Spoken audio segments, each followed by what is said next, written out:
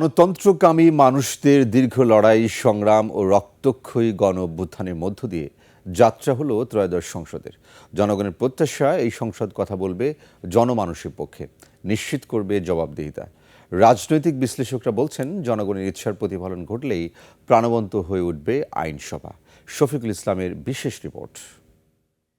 Niacinamide ও salicylic সমৃদ্ধ lily face wash যা ফেসের ডেড স্কিন সেল দূর করে দেয় দ্বিগুণ ফাস্টার ব্রাইটেনিং। বাংলাদেশের ইতিহাসে সূচনা হলো নতুন এক অধ্যায়ের। রক্তক্ষয়ী বিপ্লব আর সংস্কার প্রক্রিয়ার মধ্য দিয়ে প্রাণ ফিরে পেল জাতীয় সংসদ, যা এখন কেবল আইন প্রণয়নের কেন্দ্র নয়, বরং ভেঙে পড়া রাষ্ট্রীয় কাঠামো পুনর্গঠনের মাধ্যম। মাননীয় সদস্যবৃন্দ, আমি দুঃখের সাথে সংসদের কাছে সাধারণ মানুষের প্রত্যাশার পারদও এখন আকাশচুম্বী। বিশেষ করে দ্রব্যমূল্যের ঊর্ধ্বগতি নিয়ন্ত্রণে সংসদ কার্যকর ভূমিকা রাখবে, এমনটাই দাবি খেটে খাওয়া মানুষের। আমরা সংসদ বুঝি না, আমরা কেমনে 2 টাকা কমে চাল কিনতে পারবো। আমরা জীবনের নিরাপত্তা চাই, আর কিছু চাই না। আমি চাই আইনের কঠোরতা বৃদ্ধি পাক, যেন কোনো মেয়ে ধর্ষিত না হোক, কোনো শিশু ধর্ষিত না হোক। রাস্তাঘাট যেন সেভাবে থাকে, সন্ত্রাসী মুক্ত হয়, যেন সব দিক দিয়ে যেন সে চলতে পারে। জনগণের চাওয়া, অতীতের ফ্যাসিবাদী ধারা বদলে পরিবর্তন আসবে প্রতিটি সেক্টরে, নিশ্চিত হবে জবাবদিহিতা। অতীতে যেগুলি হয়েছে এরকম পুনরাবৃত্তি যাতে না ঘটে। বিগত 17 বছরে সংসদবিহীন একটি দেশ চলছিল, অনিয়মতান্ত্রিকভাবে দেশটি চলছিল।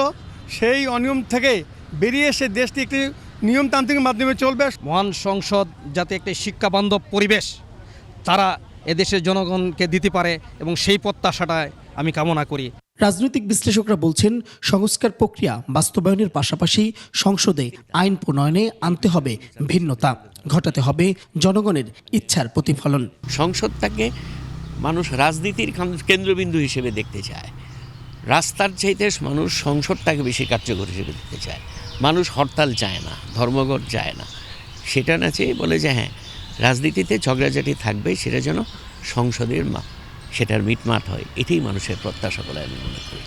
আর এটা তখনই কার্যকর হবে যদি বিরোধী দল, সরকারি দল যার যার দায়িত্বটা সঠিকভাবে পালন করে এবং পরস্পরের মধ্যে একটা সহিষ্ণুতার সম্পর্ক থাকে। দায়িত্বশীল ও জবাবদিহিতামূলক সরকার ব্যবস্থার প্রচলনে ভূমিকা রাখবে এই সংসদ, এমন আশাও এই বিশ্লেষকের।